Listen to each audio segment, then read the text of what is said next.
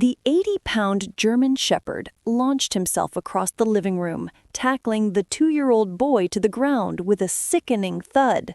When the boy's father, David, saw his son pinned beneath the animal's heavy paws, witnessing the dog's teeth bared inches from the toddler's face, he was paralyzed by a primal terror. He screamed, lunging forward to protect his child, convinced he was witnessing a tragedy unfold in his own home. But he was wrong. What they discovered that night was so shocking, so terrifyingly silent, that it changed their lives forever. The heat that summer was oppressive, a suffocating blanket that turned the suburbs into a shimmering mirage of asphalt and dry grass. Inside the Harrison home, the air conditioner rattled and wheezed, fighting a losing battle against the 90-degree humidity. Sarah wiped a damp strand of hair from her forehead, her patience fraying at the edges.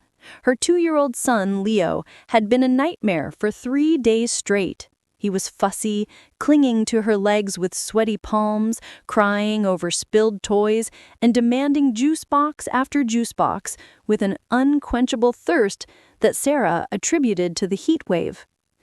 "David, can you please get the dog?" Sarah snapped, her voice tight with exhaustion. Duke, their 3-year-old German Shepherd, was pacing. Usually, Duke was a stoic shadow, a rescue dog they had adopted before Leo was born. He was the kind of dog who slept through thunderstorms and let Leo pull his ears. But lately, Duke had become a different animal entirely. He was agitated, his claws clicking relentlessly on the hardwood floors as he circled Leo. He wouldn't let the boy out of his sight. Every time Leo tried to walk toward the playroom, Duke would block his path, using his massive body as a furry barricade. "He's doing it again," David groaned, looking up from his laptop at the kitchen table. His eyes were hollowed out by lack of sleep. Leo had been wetting the bed every night this week, waking them up with cries of confusion. "Duke, move!" The dog didn't move. He stood rigid, his ears pinned back, watching Leo with an intensity that bordered on predatory. When Leo tried to step around him, stumbling a bit on his toddler legs, Duke let out a low, vibrating rumble. It wasn't quite a growl, but it certainly wasn't friendly. "I don't like this," Sarah whispered, picking Leo up. The boy felt heavy and hot against her chest. He's staring at Leo like he's hunting him. "It's the heat," David dismissed, though his hand tightened around his coffee mug. But the tension in the house was palpable, a rubber band stretched to its limit. They were a family on the edge, exhausted parents, a sick-feeling child, and a dog that seemed to have lost its mind. The breaking point came the following afternoon. Leo had just woken up from a nap, groggy and stumbling. He made his way toward the living room, clutching his favorite blanket. Sarah was in the kitchen, filling yet another sippy cup with apple juice, her back turned for a split second. Suddenly, a commotion erupted behind her. There was the scramble of claws on the rug, a heavy impact, and then Leo's high-pitched scream. Sarah dropped the cup. Apple juice splattered across the tile as she sprinted into the living room.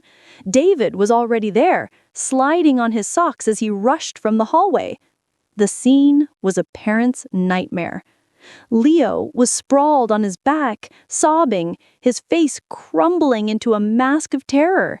Duke was standing over him, pressing his heavy chest down onto the boy, pinning him to the carpet. The dog was frantic, licking Leo's mouth with obsessive rough swipes of his tongue, whining loudly. "Get off him!" David roared. He didn't wait. He grabbed Duke by the collar and yanked him backward with all his strength. For the first time ever, Duke resisted. He dug his claws into the rug, snarling, not at David, but at the air, his eyes locked on the crying boy. He lunged back toward Leo, snapping his jaws. "No!" David shouted, struggling to hold the 80-pound animal back. Duke was howling now, a desolate, mournful sound that made the hair on Sarah's arms stand up. "You're done, Duke! You are done!" David shoved the dog out into the backyard and slammed the sliding glass door. He locked it, his hands trembling. On the other side of the glass, Duke didn't run away. He didn't go to his water bowl. He threw himself against the glass, barking rhythmically, his eyes wide and panicked, staring directly at the stairs where Sarah had taken Leo. "He's dangerous," David said, his voice shaking. He ran a hand through his hair, pacing the kitchen. "I can't believe I let it get this far. He could have killed him, Sarah. We have to call the shelter tomorrow. I can't. I won't have a dog that attacks my son." Sarah was upstairs, rocking Leo. The boy had stopped crying but was oddly limp in her arms. "He's just shaken up," she told herself, kissing his forehead. His skin tasted salty and sweet at the same time. "He's just terrified." Night fell, but the temperature didn't drop. The house remained stifling. They put Leo to bed early, hoping the sleep would reset his mood. David went outside and dragged a reluctant, whining Duke into the detached garage and locked him in for the night. "I don't want him anywhere near the house," David told Sarah as he climbed into bed. "Not until we figure out what to do with him." The house fell silent, save for the hum of the struggling AC and the distant, muffled howling coming from the garage. Eventually, even the howling stopped. It was 2 a.m. when the sound of splintering wood shattered the silence. David shot up in bed, heart pounding. What was that?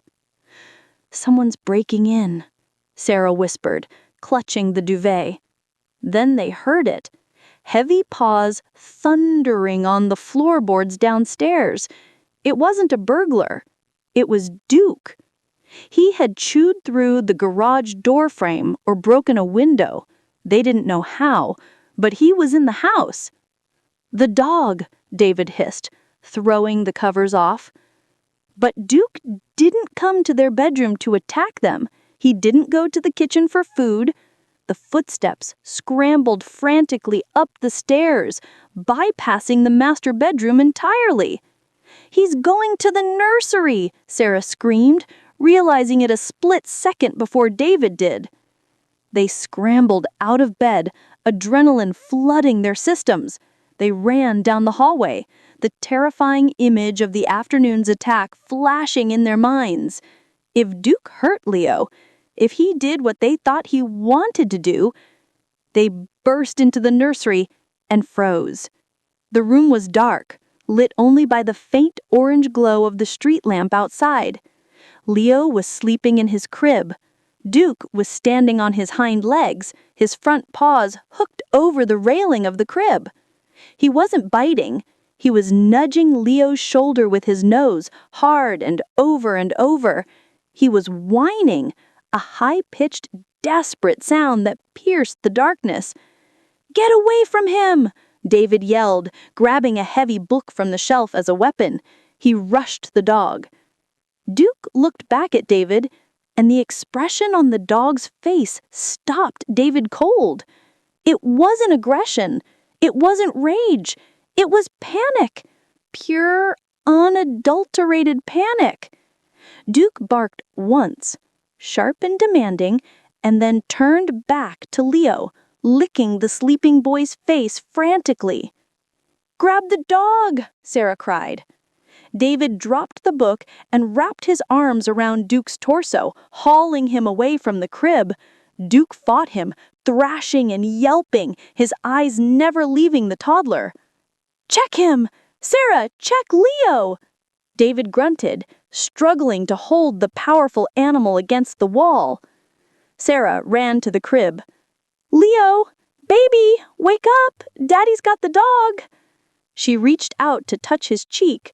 She expected him to stir, to whine, to push her hand away. Her hand met cold, clammy skin. Leo was soaked in sweat, his pajamas clinging to his tiny frame. "Leo!" Sarah's voice trembled. She shook his shoulder.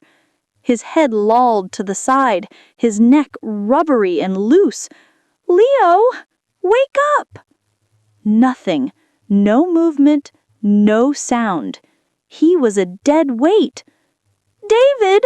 Sarah choked out, the air leaving her lungs. "He's not waking up! He's cold! He's so cold!" David froze, Duke still struggling in his arms. "What?"